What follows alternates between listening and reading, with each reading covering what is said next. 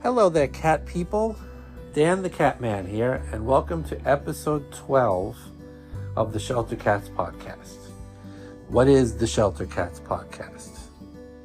It is a completely unprofessional, amateur, labor of love podcast all about the shelter cats that have made a huge difference in my life, and I hope will inspire you to adopt a shelter cat of your own, or a second or a third if you have the space. Adopt, don't shop.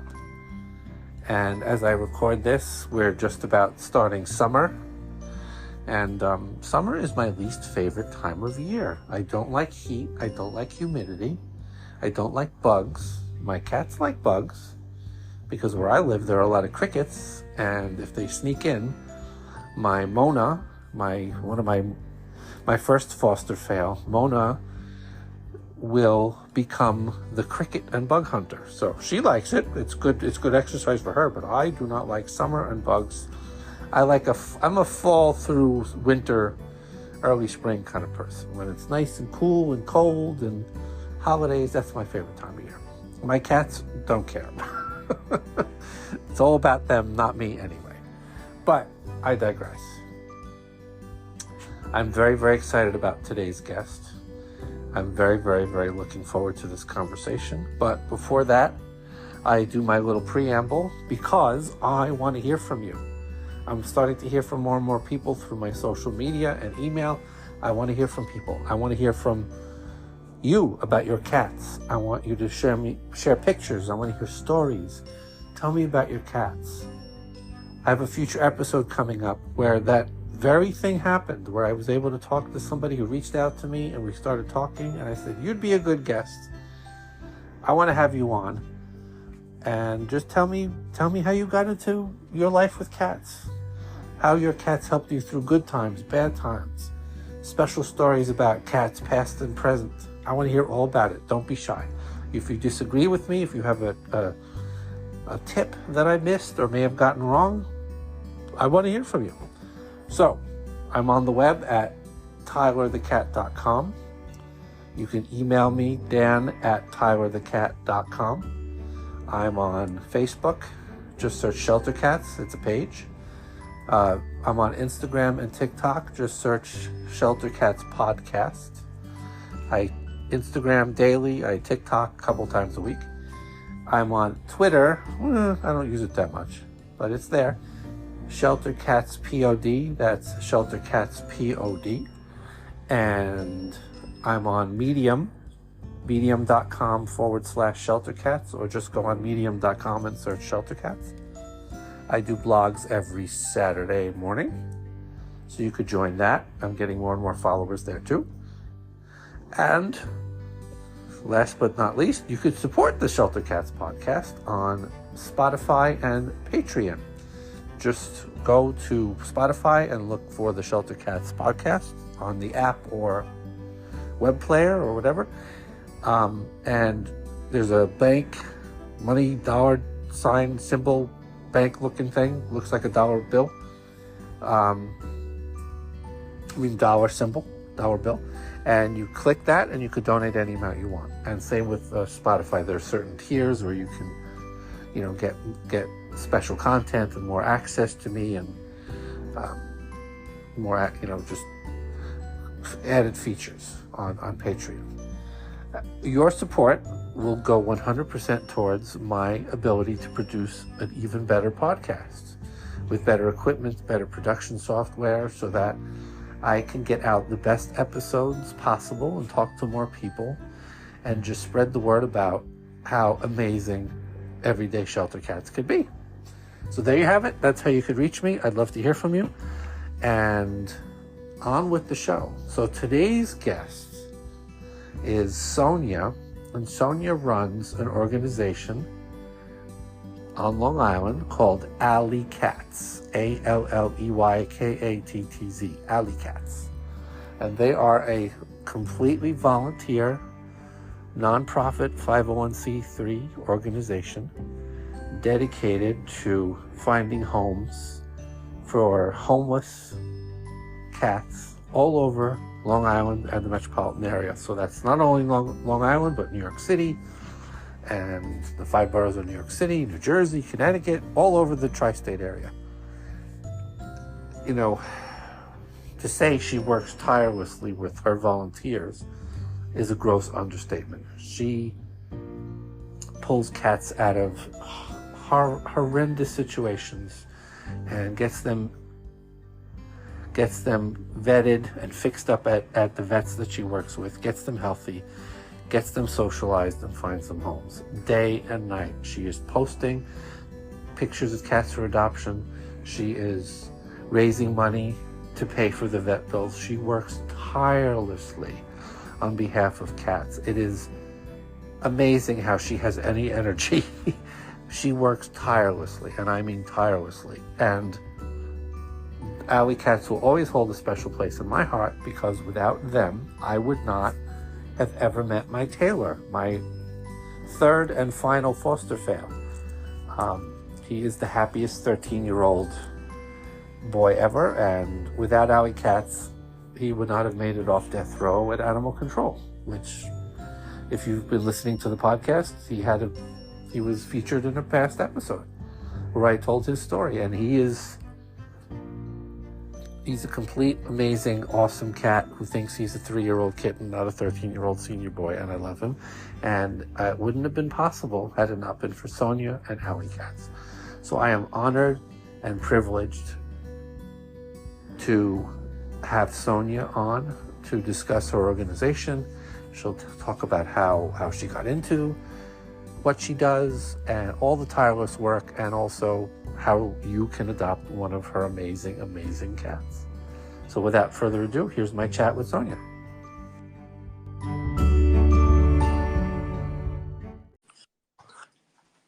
Hello, how are you? Hi, Dan. How are you?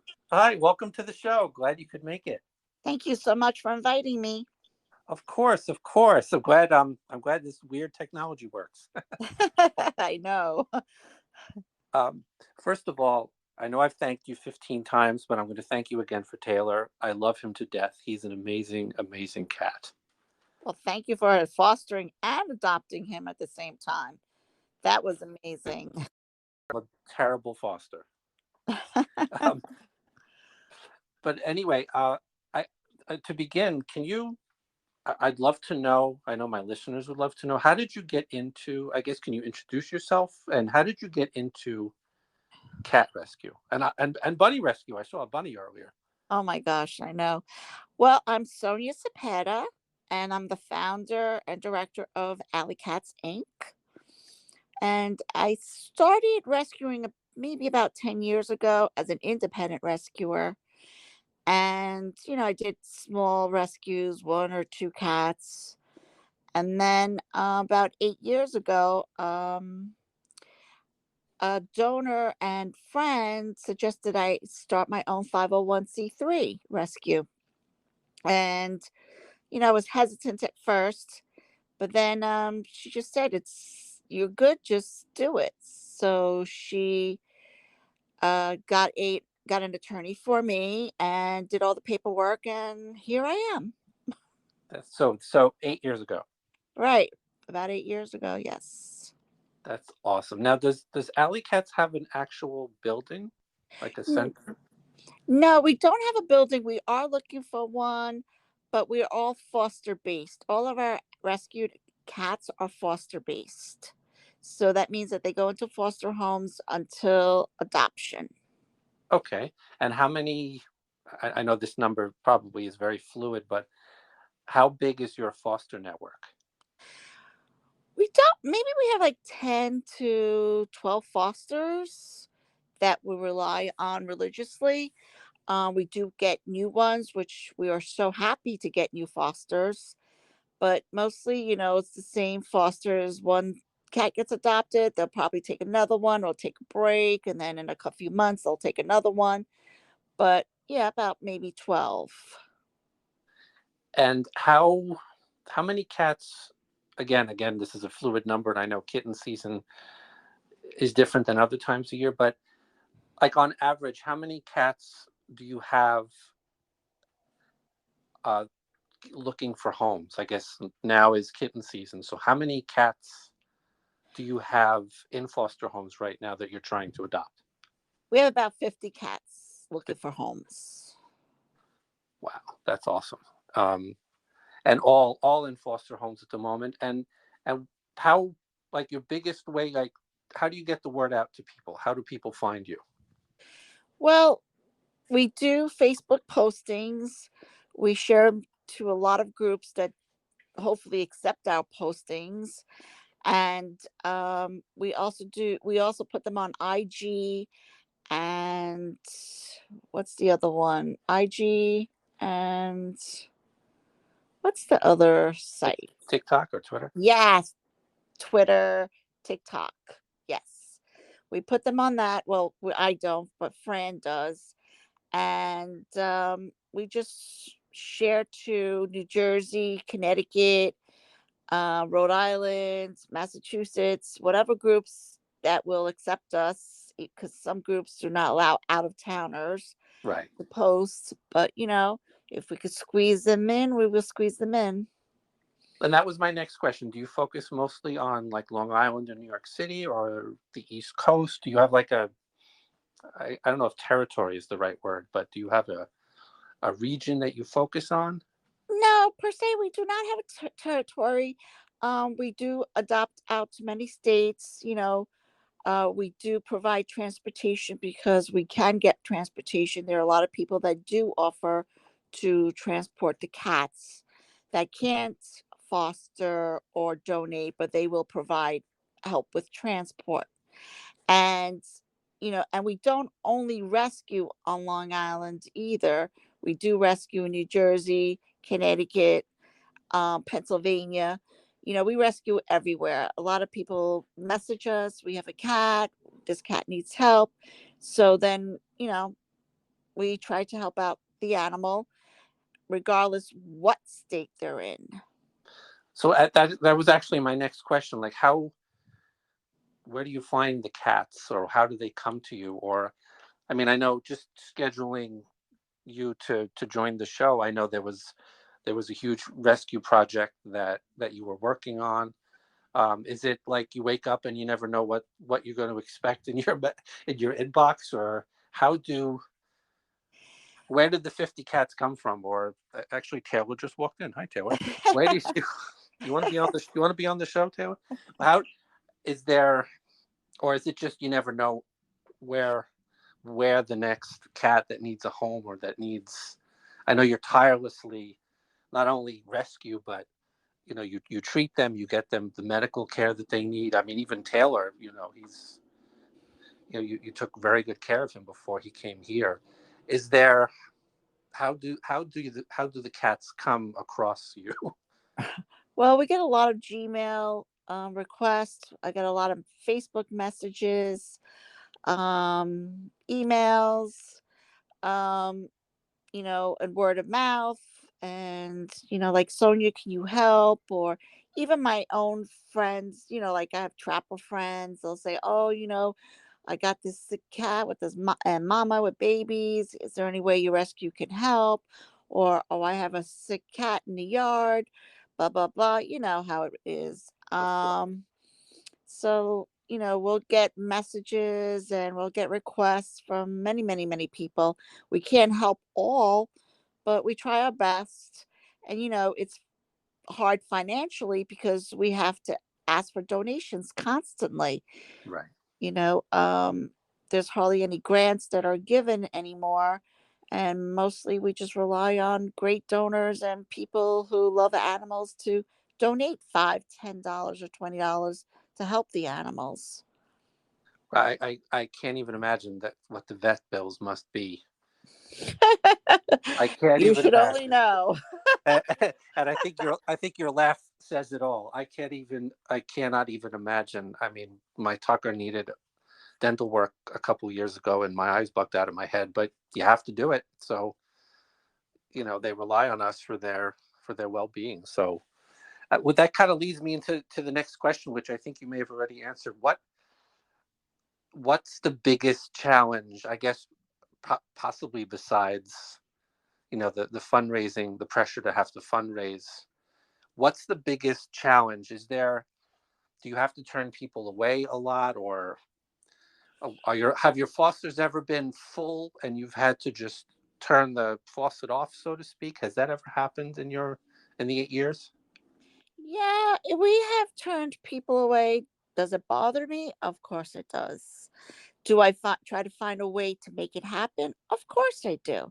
Sometimes we board animals just to save them, but as you know, boarding is not cheap and it's not free.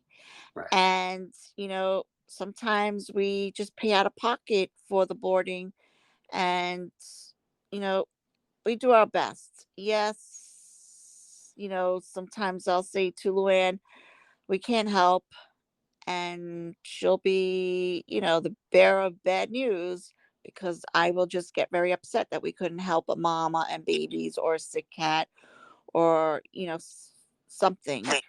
But we can't do it all. And without fosters, we can't do it all. And that's what saves the animals is people opening their homes to help these animals that need them and a place until they're adopted. I say that on almost every show, that I always say adopt, don't shop, but I also say if you can open your home to fostering. um, Again, I failed 3 times, so it's been a rewarding experience, but in a not a way that helps your organization necessarily long term. But if you're the type of person that can foster and then find that cat their home and be able to part with them, knowing that they're going to a good home, it is a seriously rewarding experience. It is. So It that's is. something I definitely recommend. And so, what is the adoption procedure? Because people have messaged me. I've gotten a couple of messages. Oh, I'm looking for this kind of cat. Oh, I'm looking for this kind of cat. And I've told them to email you or go on your page. Right. What's the process? Since it's a foster situation and it's not like they can go to a place and go see the cat, how does it work in a situation like that? If somebody wants to adopt a cat, or they see your posts, and your great pictures, and oh, I want to meet that one. How does it work? Well, we first asked them to fill out an I'm sorry, an application. We review the application. Well, I don't review them. Luann Jornello reviews the applications. Um, we'll do the vet references as well, and she will then, if the vet references are good, she will then contact the person, and if yeah, she'll contact the person, she'll speak to them. Well, she'll do a home check, which is virtual, and because we want to see where the cats are going to live in, Of course. and we check out every room to make sure everything is, safe for the animal, and it's not a hoarder place. It's clean. We meet people in the household, and then they will speak to the foster, so the foster can give them some information about the animal or ask questions about the cat, and then they move forward or they don't.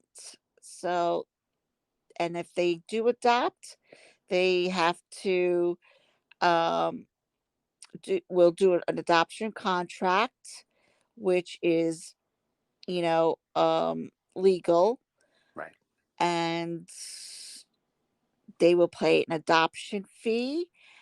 Then they will pick up their animal and have a forever home. And it's I love I'll tell you again, he's an amazing cat. I'm so glad that you have, I sent the video. I think I even did a FaceTime with Luann where I did a tour of my home. Yes. It is very thorough.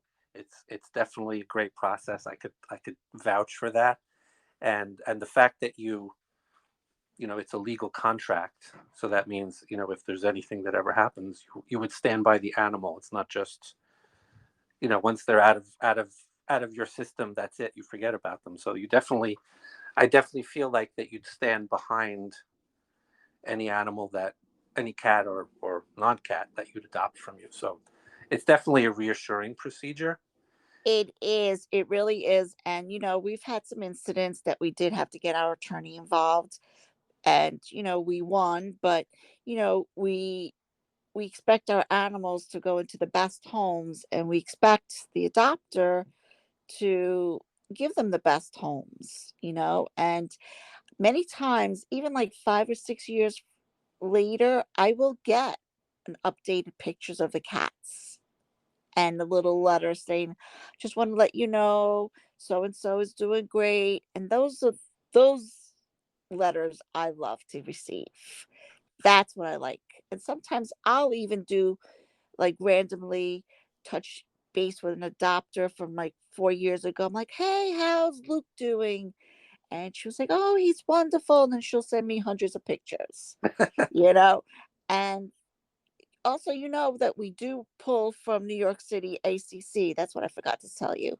We do pull from New York City ACC, and that's where your baby came from, as you know. And How did that relationship begin, if you don't mind my asking? oh my gosh, it started with a friend of mine asking me to help, and then I started pulling with another rescue, and then she said, who happens to be at ACC, and she said, Sonia, just put in your own paperwork and start pulling on your own. And I'm like, I was debating. So, but I did put in my paperwork. I've established a great foundation over there. And by that, I'll get 100 emails asking me to pull, which I can't pull every single cat, but I do pull the seniors. Seniors have a really, um, they touch my heart. And Nice. I don't like seeing seniors stuck at ACC, nor do I like to see any animal stuck at ACC. But seniors mostly get, you know, they The get, short end of the stick. yeah, and they're all, they're old and they get upset. So I kind of pull them out and I find good homes for them.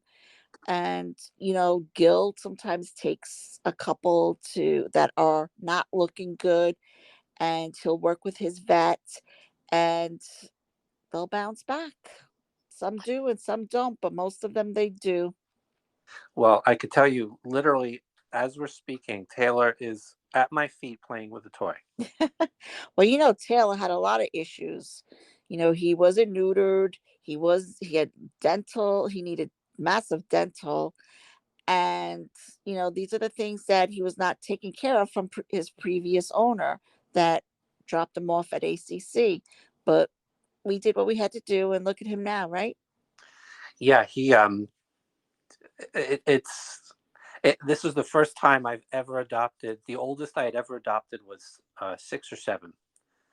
So, but I always wanted to foster a senior. Right. I always wanted to do that. And when my friend Kat, who I think you know, sent me the post about he was then called Zimbabwe. Uh, my heart he just had this look on his face. My heart went out to him, and I said, I can't save them all, but I'm going to try to get that one out. And that's how you and I met, because I I said, know. I'm friends with Kat. Get me that one. I'll take him in. Try to save him, please. And then you did. And the first night he cried and cried and cried and cried and cried. I remember reading that. He cried and cried, and he didn't know where he was. But within like a day or two, he was looking at me like, I like you. I think you're the one with the food. This is not a bad place. These cats are nice here. I like this. And then in no time, he's found his second kittenhood. And my younger cats look at him like, dude, can you take a break? You have to slow down. My 3-year-olds look at him and they're exhausted, and he just goes and goes and goes and goes. It's just, and that specifically is why I do these podcasts, and I wanted to interview you because it's just such an amazing, in 3 months, how he turned around. I know he's happy because he's got the best home and the best dad, and you know And he, that's what they're looking for. It's just amazing. So thank you for doing that. And the last question: how many Mhm. cats do you have? Me, I have 7 cats. Wow. 7 cats. They range from maybe 10, yeah, 10 to the youngest I have is 4. Yes, from 10 to 4. I Wow. used to have seniors, but they had passed away, which was traumatic for me, but they Yeah. had passed away. But the last one I have is Susie. She's 4 years old. I didn't expect to keep her, but I was fostering 3 little panthers, 8 weeks old, and she was just a little bit off, if you know what I mean. And she just didn't look to me like she was going to be adopted out. So her 2 brothers got adopted, and it was really hard because when they came to my home, the little girl was so set on adopting 2 of the panthers. And me as a foster, I'm like, oh, I don't know, because I was getting attached. And then I'm like, "Oh, little girl, I said, little girl, if you don't want the kittens, it's okay. You know what? I'm sure there's others around. Maybe you and your dad can look at others." But no, she was head set on getting those 2 panthers. And meanwhile, I'm like, I'll just keep them, if she doesn't want them. But I was trying to like sway her away from adopting them. But it didn't work because she left with 2 of them. And then I looked at Susie and I said, Susie, you're not going anywhere. Just go and play. And then I just kept her. But it's just like really hard because as a foster, and I'm sure everybody thinks the same and feels the same, they're your own. You take care of them, and then it's so hard for you to let go of them.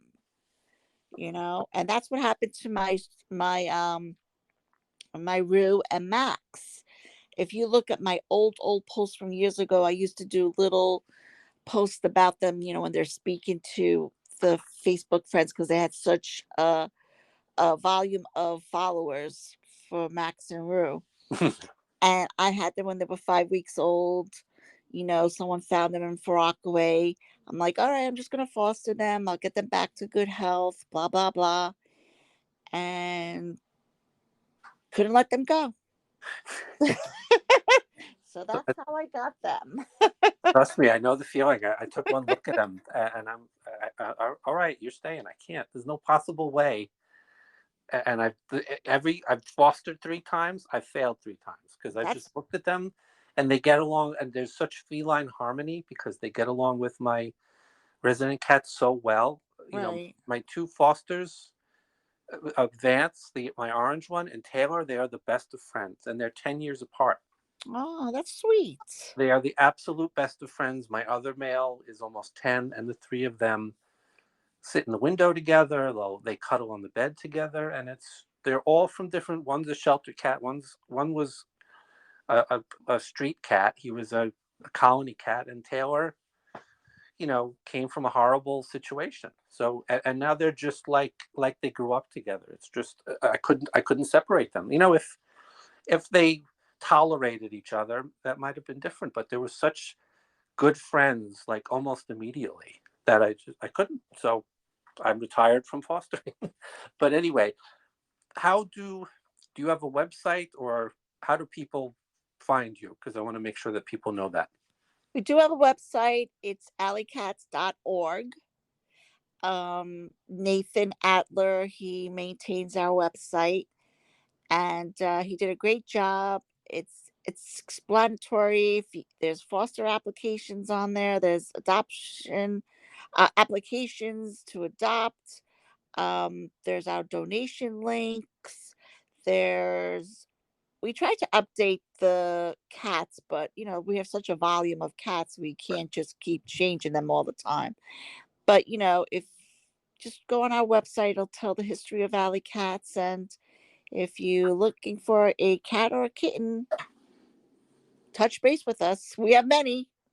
Yes, and they're amazing, amazing, well cared for cats. So I could not recommend. I'm so glad we connected over this 13-year-old kitten, Thank you. because you just have amazing cats, and you just do tireless work. I mean, you're constantly advocating on behalf of your cats, and so I just want to thank you. It's just amazing. Well, I we know, do have a small group of women and men, that make this happen. You've met Luann Giornello. yes, We have Fran Grimaldi. We have Erin Kelly. Um, we have, Nancy Pabone. She's a volunteer. Uh, I also work closely with two rescues, Gil and from Cat Fixer New York in Rockaway Park, and also Dave Bernacci from Pets for Love Foundation. yes. So they're our rock. These people make this happen. Without all of these people working for AlleyKattz and the cats, it would not happen. And they do work tirelessly for them. Well, it shows, and there was also a Facebook page and a group. So just search Alley Cats. Yes, we have AlleyKattz Inc. and we have AlleyKattz Gang, and my own personal page, Sonnia Cepeda. I know I'm supposed to, post on AlleyKattz Inc. page all the time, but I feel that when I started my own page, my own personal page, and I think most of my followers are on my own personal page, which really should be on AlleyKattz Inc. Right. So I'm trying to sway back to AlleyKattz Inc., but they'll find us. We're Yeah. all And if they contact me, I'll send them your way. Thank you so much, Dan. Great. Thank you. Of course. Well, thank you. This has been amazing. I was looking forward to this for a very long time. Every time I looked at Taylor, I go, I got to get her on the show. Get her on. Well, thank you so much. And thank you for putting AlleyKattz Inc. out there. And if anybody who's looking to adopt, please contact us. Definitely, definitely. Thank you so much. Enjoy the dreary day that we're recording on. All right. Thanks, Dan. Have a good day. You too. Bye. Bye bye.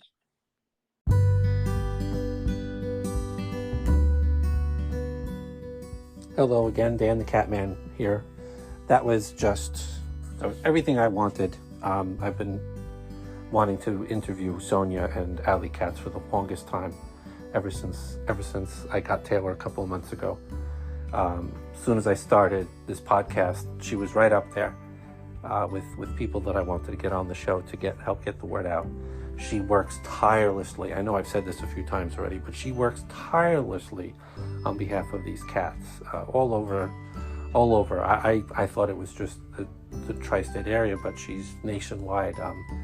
No job too big or too small. No cat too big or too small in terms of if they need help, she'll do her absolute best to help them.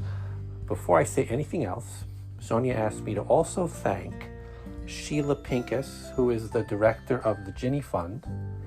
They do dog and cat rescue. So the first thing she said to me after we finished our recording is, please be sure to thank Sheila Pincus. So thank you, Sheila Pincus. Thank you for everything you do.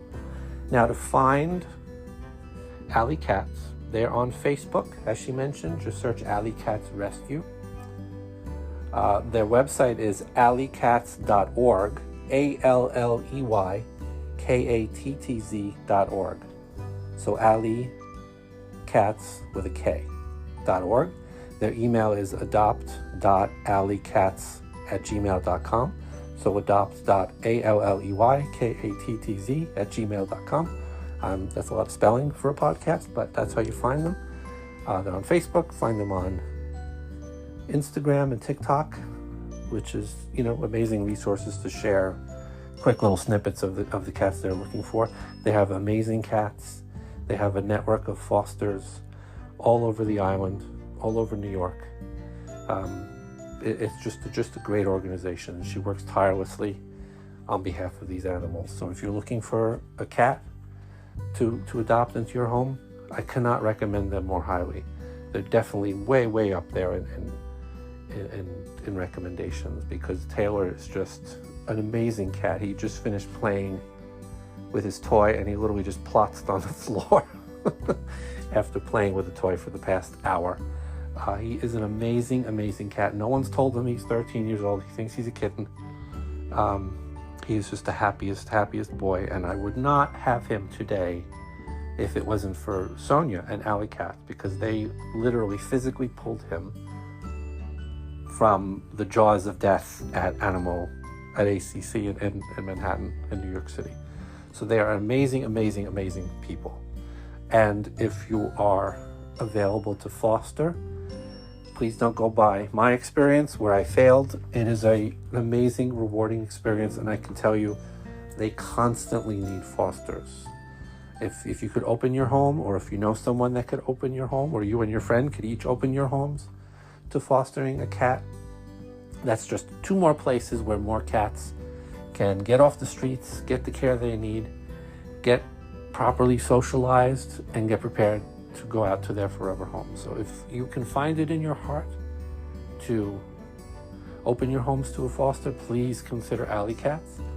And as Sonnia mentioned, they're a 501c3, which means they're tax exempt. So if you can donate, please also consider donating. The vet bills are extraordinarily high for these cats. Taylor alone, he had to be fixed, and he had to have some dental work. As Sonnia mentioned, he had to have some teeth pulled, which is pretty common in older cats. He's 13 after all. And they pay for this entirely out of their own pockets from donations from an amazing network of people that will donate to them. So if you could find it in your heart to also donate, please go on their website, AlleyKattz.org, and you could reach out to Sonnia and donate as well. Even if you can't foster and you could donate, do that. Anything will help. Anything will help at all. So without further ado, that is the show for this week. Thank you so much for listening, and we'll see you next week. And remember, adopt, don't shop.